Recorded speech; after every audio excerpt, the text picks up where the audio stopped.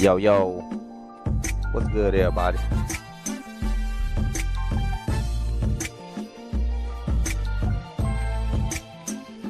Welcome back to Don 773 TV.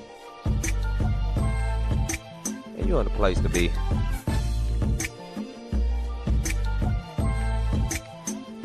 Make sure y'all like, share, subscribe. Shout out to the church mom. See y'all out there. So today we're talking about a hidden language inside the FBA community.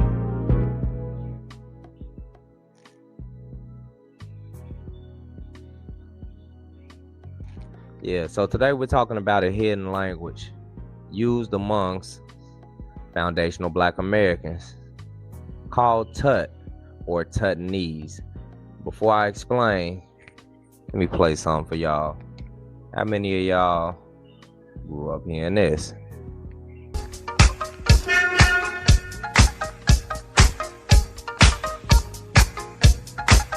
Give me a hoe if you got your funky bus fare.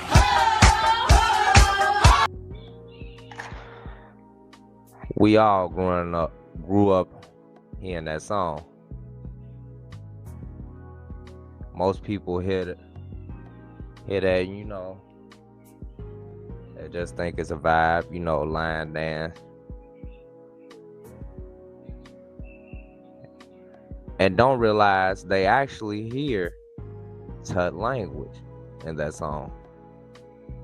And most of you who grew up listening to this know exactly what part I'm talking about. Listen. Is a gizzard? Yes, I hear that the mizzle is out the whiz, they sit so the giz out and giz, they biz ass bizzle. Yes, I biz out the mizzle. Shills who kills wheels out, nils out, bills, baby.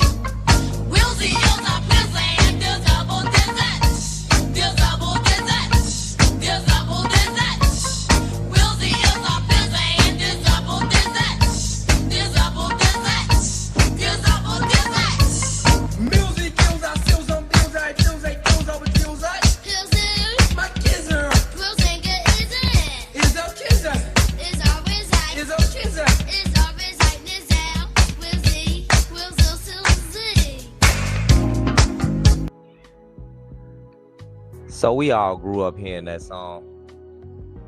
That's the example of the Tut language. Some people will hear that, think that's a child's word game. But no, that's an example of Tut language. Tut is basically a coded way of spelling words out loud.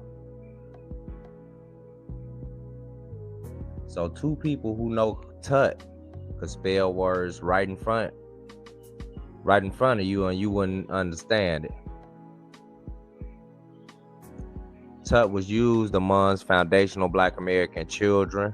Many families passed it down orally.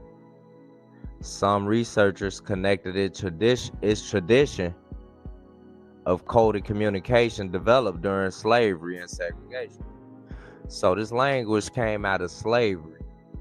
We created a language using the English alphabet so we can learn how to read. While some people see it as a children's language game, others believe it reflects deeper traditions of coded communications amongst foundational Black Americans.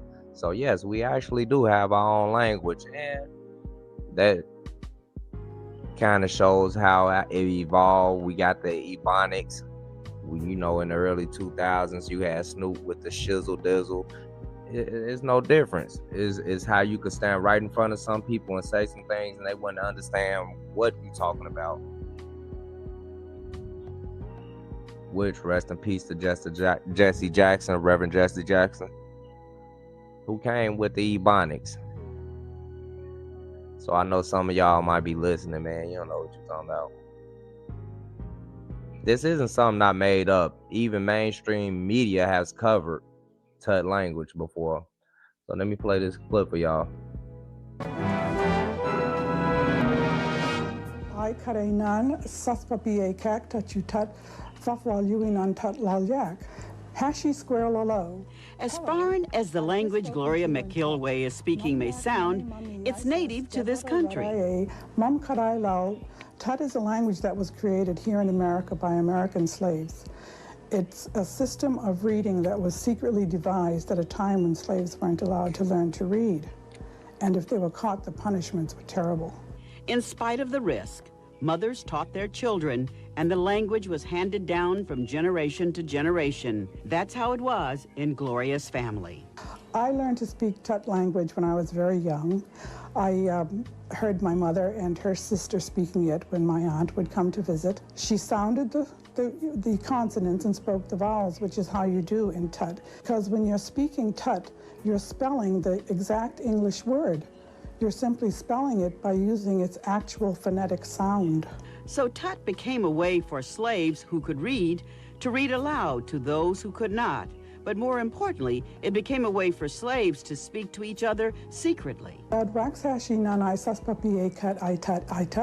30 years ago, the former office administrator started to research and study Tut seriously, and eventually opened an office in her home. The result is the first book ever written in Tut.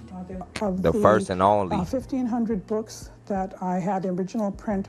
I've sold about 700 of the books myself. And I also have a website. If you click on the little picture of the word H-E-L-L-O, you'll hear Tashi Squirrel. That's hello in Tut. Since her retirement, Gloria McIlwain devotes all of her time to spreading the word about Tut. I would like everyone to know that Tut language is here, its origins, the fact that it is a piece of American history, and that it is the type of information that shows how self-determination and self-reliance can come about and be used no matter what the circumstances. Well, from years of research, Gloria's found people mostly from the southern part of the country who speak Tut, but she also found Tut speakers in Trinidad, Canada, and the Midwest. And since she's been online, she's had inquiries from as far away as Amman, Jordan.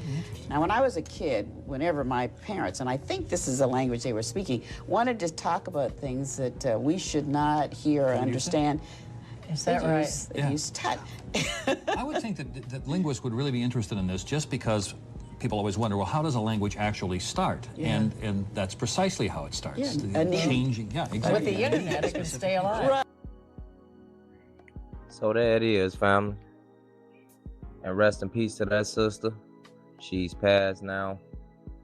And she brought it to the forefront and brought it to mainstream media and actually wrote a book. And that book is very rare. So if you can get your hands on a copy, you got something. But I just wanted to bring this out, shed some light on this, so my foundational Black American family could know, man, we got history out here. Our roots are deep, and yes, we do have our own language.